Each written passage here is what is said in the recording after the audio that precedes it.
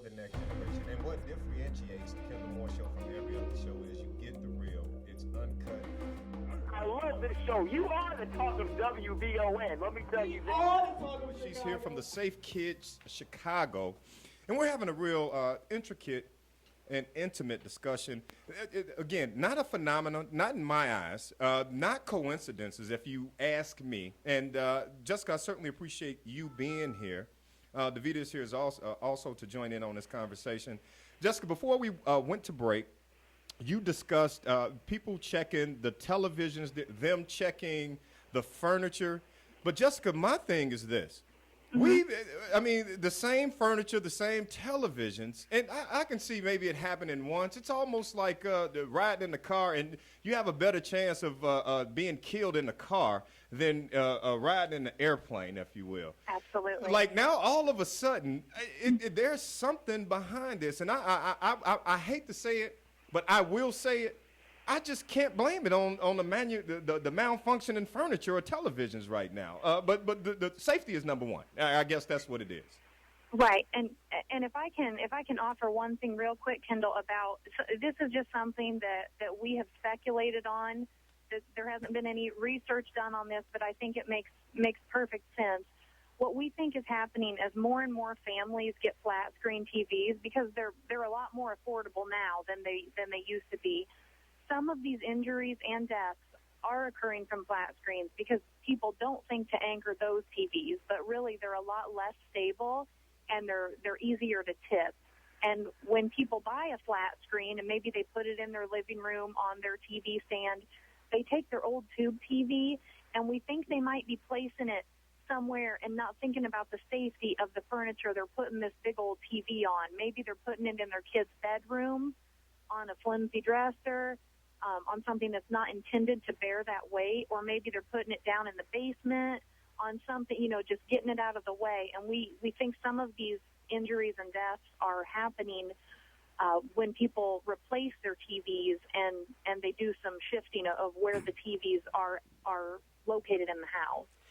Well, I tell you, one of the things that I noticed from the pictures and videos that were shown on television from a couple of the cases was, I guess a lot of times, a lot of these are homes, low-income homes, and maybe they don't have proper TV stands. Like, for instance, I saw one maybe on a tumbler, like what you store clothes in, and a television was sitting on top of that.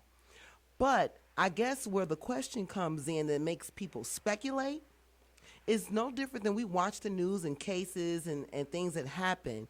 And after the first story, okay, maybe a few people don't see it. The second story, the third story, you would think at some point if you have a child that you would go and check. And let me reevaluate. Wow, here's another baby that's come victim again to this situation. Maybe I need to buy a proper stand for my television set. Yeah, and you know what? And real quick, I just want to add to this, and I hate to say it, but I'm going to put it out there.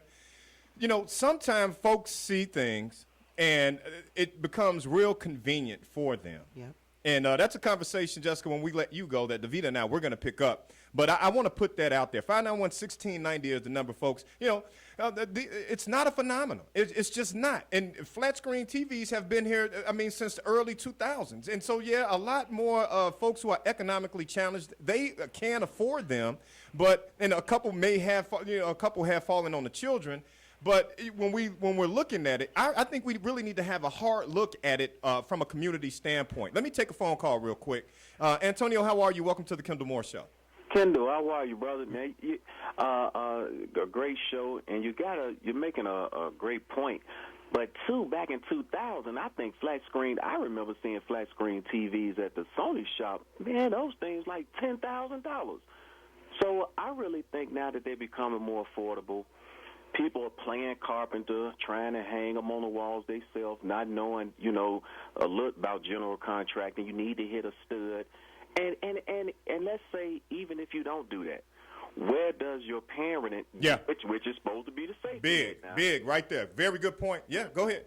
Okay, you the safety net. See, like in my home, when my children were first born, we don't have no nice furniture to this day because we took all the doggone the corners of the tables. Well, we took the tables out, but The nice expensive tables that have the sharp, fancy edges. The points on it, you know. Yeah, go ahead, Antonio. yeah, those things made of iron steel. So I would take the pipes, pipe insulation, and cut them and tape them on the edges of the tables. And my son, he's just 5 years old. I was a boy once. You gonna climb on these dressers?